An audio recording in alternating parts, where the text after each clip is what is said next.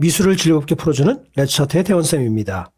오늘은 미술 쉽게 이해하기 두 번째 시간으로 지난주에 이어 바스키아의 줄루앙에 관하여 더 알아보겠습니다.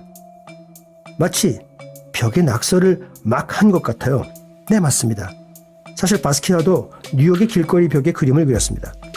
미술대학 같은 정식 교육을 받지 못한 바스키아는 때묻지 않은 자기만의 그림으로 거리에 낙서를 하며 미술을 시작했습니다. 그는 캔버스나 거리의 벽이나 다르다고 생각하지 않았어요. 그냥 그림을 그릴 수 있는 대상 정도로만 여겼습니다. 왜 줄루앙 가면은 크고 다른 이미지들은 작은 거죠? 이 큰 가면은 이 그림에서 주인공입니다. 원래 이 작품에서의 가면은 갈색 가면 또는 브라운 마스크라고도 불렀습니다. 어쨌든 이 가면은 바스키아에게는 가장 중요한 의미를 지니게 했죠. 결국 그는 다양한 생각과 변화를 통해 줄루족의 왕이라고 이름을 바꾸게 된 거죠. 왜 바스키아는 아프리카 가면을 그린 걸까요? 바스키아의 부모는 노예로 팔려왔던 아프리카 후손들인 아이티와 푸에르토리코라는 작은 섬 사람들이었습니다. 바스키아는 그런 자신의 뿌리와 나는 누구인가라는 점을 매우 중요하게 생각했습니다. 바스키아는 흑인으로서 뉴욕에서 살아온 자신의 기억과 생각을 아무 생각 없이 그려왔습니다. 그런 것들이 이 작품에 잘 나타나 있습니다. 그래서 이 그림에서도 바스키아의 아프리카 가면이 제일 중요한 것이라고 강조하기 위해 크게 그린 거죠. 왜 이 작품은 색이 강한가요? 첫 번째로 그가 살던 뉴욕 거리의 강한 빛과 화려한 색에서 영향을 받았습니다.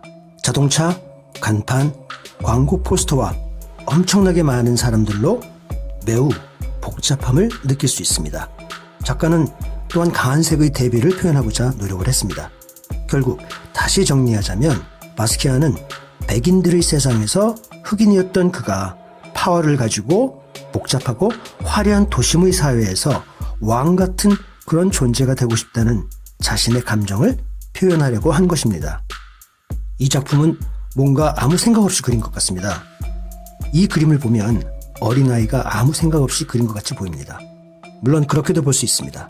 하지만 이 그림은 바스키아의 많은 스토리와 기억 그리고 생각들을 무의식적으로 빠르게 그려나간 것으로 그런 방식을 무의식적인 표현주의라고도 불립니다. 자유로운 표현이 가장 중요했던 거죠. 이 그림에서도 마구 그린 것 같아도 당시 흑인들에게 중요했었던 랩 음악 같은 그런 것들의 리듬이 있게 표현했다고 할 수 있습니다. 사실 현대미술은 꼭 한 가지 방법으로 그려야 하는 것이 아닙니다. 사실적으로 정리해서 그린 사실적인 그림도 중요하고 우리가 이해하기 더 쉽지요. 하지만 그런 그림들은 처음에는 좋지만 보면 볼수록 지루하게 느껴질 수도 있습니다. 바스키아 같은 추상 화가들의 그림은 처음에는 이상한 그림으로 생각되지만 다양한 상징, 이야기, 형태, 그리고 색들을 관찰하고 그 의미를 찾아가는 재미가 매우 중요하기도 합니다. 바스키아 외에 낙서 같은 그림을 그린 화가는 또 있었나요?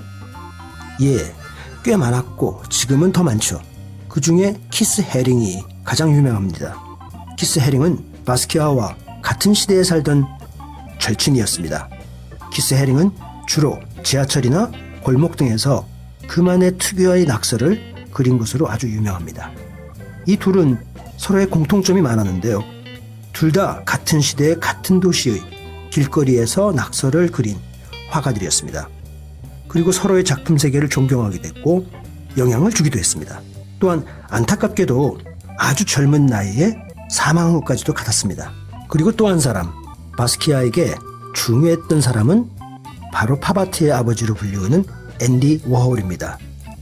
앤디 워홀은 카페에서 자신이 그린 그림 엽서를 팔던 바스키아를 처음으로 발견한 사람이었습니다. 그리고 그를 아티스트로서 성공할 수 있도록 많은 면에서 큰 도움을 주었던 사람입니다. 두 사람은 자신들의 작품을 이용해서 독특한 콜라보를 열정적으로 하기도 하고 서로의 미술 세계에서 아주 큰 영향을 끼치기도 하였습니다. 다음 주 이 시간에 또 다른 멋진 작품을 소개하기로 하고 오늘은 여기까지였습니다. 그리고 도움이 되셨다면 구독 꼭 부탁드립니다.